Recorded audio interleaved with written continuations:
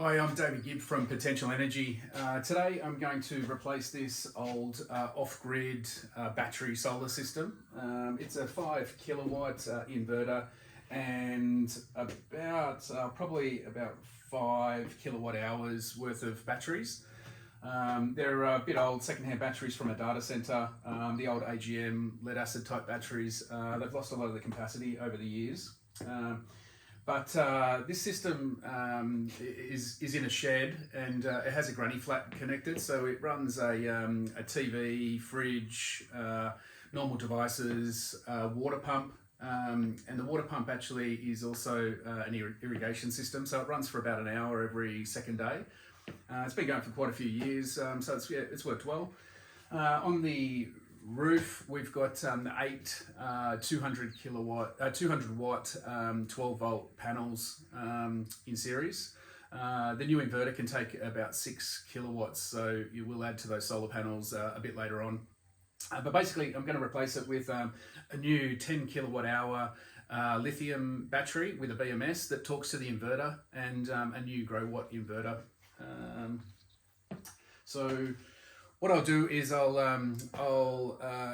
go through opening the boxes, explain a few things with the ports, then I'll do the physical install, then I'll show you some of the configuration at the end. So the new battery unit that's going in is a Meritsun 10 kilowatt hour LiFePO4 lithium battery. It's really good quality. It'll last over 6,000 cycles, which at one cycle per day is something like 16 years, as opposed to the traditional sort of lead acid batteries that only have about 500 cycles. So yeah, these are really good quality. The really cost effective, really long life. They're also significantly safer than other batteries, particularly the earlier lithium batteries that got quite a bad name from having thermal runaway. This battery technology is extremely safe. And the other thing with the LiFePO4 is you can charge and discharge them a lot faster. So it can provide more power over a shorter period of time, and then it can recharge fast, ready to provide power again. So good for sort of bursty type loads. It also, with these, you can use almost all the capacity in the battery, as opposed to the sort of traditional batteries. You should really only use the top sort of 20% of capacity so that they maintain their long life. These ones you can use easily 80% of the capacity, and they still maintain their life. It also has a battery management system in it, BMS, so that basically monitors all the cells within the battery and the battery itself. It monitors the current, the voltage, the temperature, make sure it's not overcharged or undercharged. It also balances the cells within the battery to make sure they're all evenly charged and being used evenly. So basically it monitors the battery, makes sure it's really well maintained, and it communicates with the inverter. The Meritsun communicates to the Growatt inverter on the CAN port using protocol L52, and I'll show you that in the configuration a bit later on. But yeah, I'll unbox it, show you the ports, and explain a few things, and then we'll do the physical install. Okay,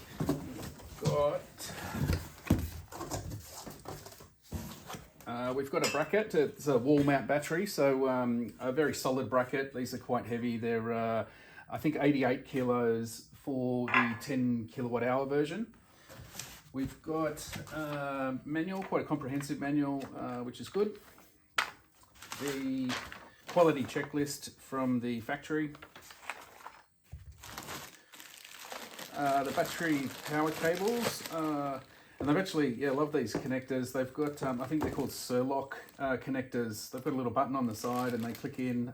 They can go up to like at 1000 volts. I think these ones are about 100 amps, but you can get them right up to sort of 300 amps. So yeah, great connectors. Shows the quality actually that they provide. There's a PC connector cable if you want to monitor it with a laptop, and some Dyna bolts for the bracket.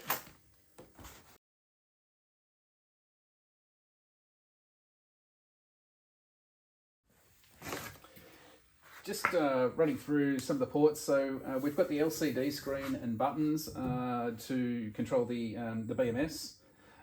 We've got a circuit breaker. So this can actually be connected directly to an inverter because we've got the circuit breaker for the DC power output. But I actually run it to another circuit breaker anyway in the circuit breaker box, so they're all sort of together. We've got dual DC power outputs. This is if you connect them in parallel, you can use the second ones. Then we've got on-off light, reset button to reset the BMS if necessary. Some address dip switches. So if you're running multiple in parallel, you set the first one to 1, second one to 2, third one to 3, and then you interconnect them via the RS485 connections. The RS232 is for connectivity to laptop or PC if you want to monitor it that way, and these are the connections to the BMS between the BMS and the inverter. So I'm going to use the CAN port and some dry contacts. Power button here, but your main DC output is your circuit breaker. There's also these brackets on the bottom. It's a wall mount this wall is a stud wall, so I'm actually going to mount it very close to the ground, so some of the weight is being taken on these brackets at the bottom.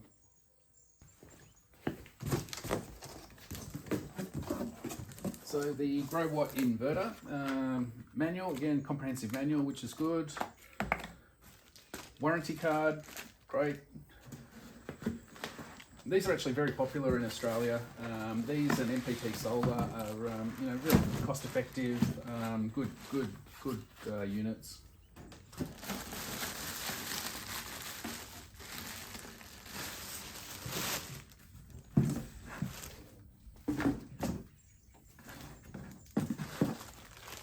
So we get some cables to interconnect with PC, some dry contact cables, USB cable. I actually don't need many of those. So yeah, we've got the LCD screen to go through the configuration with the buttons. I'll explain that at the end. We've got the AC input. Let me just take this off actually.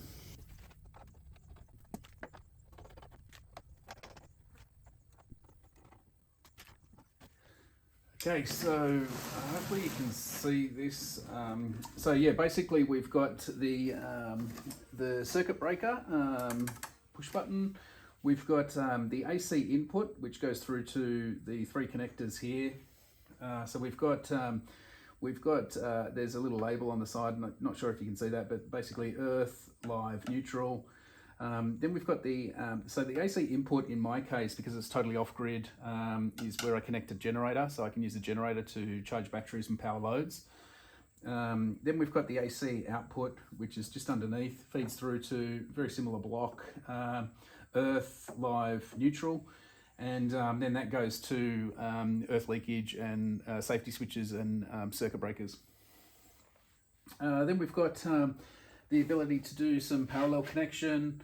I'm actually just using this as a single unit in this case. We've got the PV, so solar panel inputs go into here, positive, negative.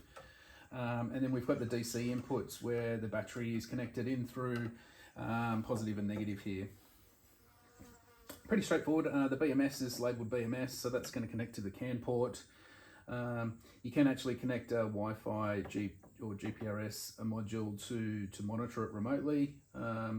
USB port to connect to laptop.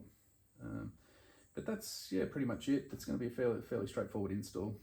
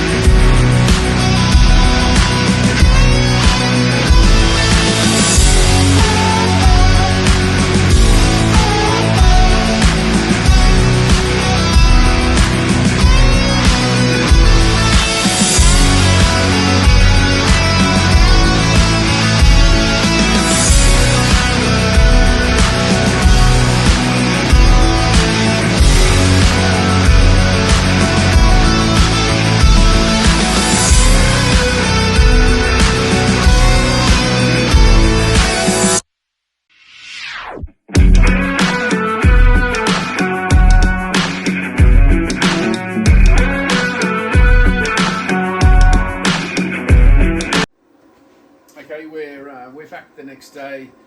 So it's all installed now, it's all working well. We've got the Meritsun 48V lithium battery installed. That's just got the 2 battery power cables into the inverter, and also a straight through network connection from the CAN port through to the BMS.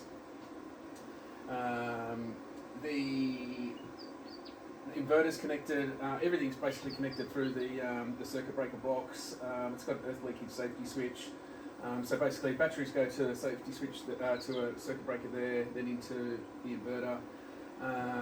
The main power from the inverter goes into an earth leakage switch and then to circuit breakers to the different circuits. We've got the solar panels, they go through to a DC circuit breaker and then from the DC circuit breaker into the inverter. And I've got this line power, so utility power. So yeah, I occasionally can plug a generator in to charge the batteries or run power. For the cable sizes, you're best using one of the online calculators. You basically put in the the voltage, the current, AC or DC, and the length of the cable, and it'll give you the correct cable size to use. Some of them are actually really good, even if it's, you can specify a cable size, and if it's undersized, it'll actually even tell you the temperature that the cable will run at. For the first power on of these units, what I do is I connect the line power first. So with everything turned off, I connect the line power first, so to a small generator in this case, or if you've got grid connection, utility power, then you connect that. Then I set all the settings that I need in here, and then I turn on the battery. Both the power, then the circuit breaker, then I turn on this circuit breaker, so then I've got the battery and the utility power connected, and then I turn on the solar. And what I'll do now is I'll run through the configuration. Pretty much everything's configured on here. The only thing that I really do on that, just to check that the BMS is talking to the inverter. So you just go into the menu, have a look at BMS status, and at the moment it says CHG, so charging. If it's discharging, it says discharging. So yeah, it's communicating okay. No errors on here. So I'll run through the configuration. This is, by the way, this is a Growatt SPF 5000 ES model. So yeah, the 5 kilowatt model. Okay, for the settings in the manual, the Growatt manual, you just go to the menu page, LCD settings page, and yeah, hopefully you can see this okay on camera if I keep it steady. So basically this is all the menu options. So to go into the menu, basically you just press and hold the enter button for 3 seconds and it'll go into menu. And so that's in menu item 1, and you can go through the different menus, item 2, 3, 4, and when you want to select one, then you press enter to go into that item, and then the next item flashes, and then you can actually select the different options, and then hit enter to select it, and then escape to go back to the main menu.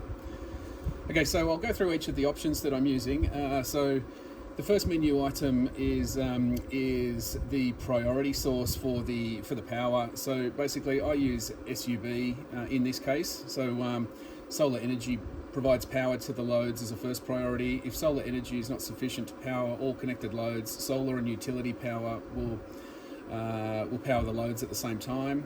Battery provides power to the loads only when solar energy is not sufficient and there is no utility.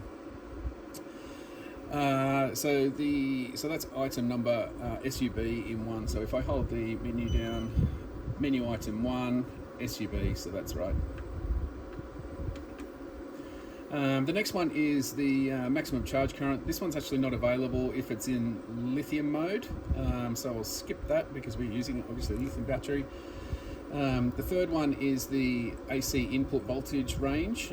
So there's 2 options, 90 to 280 volts AC or 170 to 280 volts AC. We use 240 volts in Australia, so I've selected that one.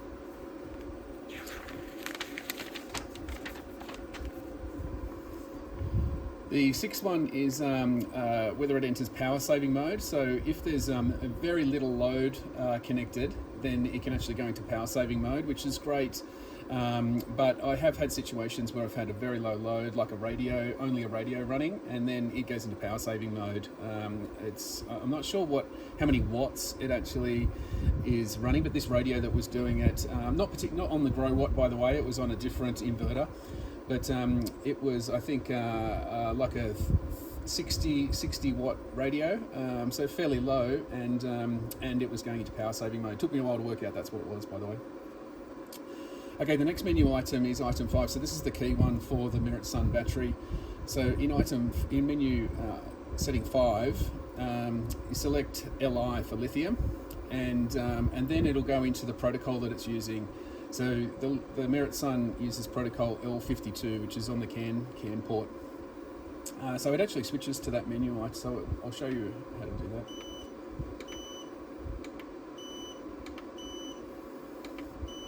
So this is item 5, hit enter, goes to lithium. You can select the other options, but I'm using lithium. And then it goes to 36, press enter, and you can actually change the protocol that it's using for the BMS. So this is L52. So I'm not going to change that, I'm going to go back out. The next one is 6, so auto restart when overloaded occurs. I've got it set to enable because if I'm not here I want it to restart. Similarly with 7, auto restart when over temperature occurs. I've got that set to enable. Number 8 is the output voltage. So in Australia we use 240 volts, so that's selected there. Output frequency, AC frequency. In Australia we have 50 Hertz, so that's the default and selected. Item 10 is number of batteries connected in serial. That's for the traditional batteries as opposed to the lithium batteries, so that is just left as default. Item 11 is the maximum utility charging current. I've left this as default, but in the past I've actually decreased this. If I've got a small generator that I connect, then I'll set that to, if it's a 2000 watt generator, then I'll set that down to maybe 10 amps or lower. Item 14 is the charger source priority. So I use this one, solar and utility. So solar energy and utility will both charge the battery. Alarm control, number 15, I leave that on as default. The backlight control, I've actually got it on as default at the moment, but I will turn that off so it's not using any power in the future. Item 17, beeps while primary source is interrupted. So if it switches from solar through to battery, then it'll beep. It's a bit annoying, so I set that to off, alarm off. 18 is overload bypass.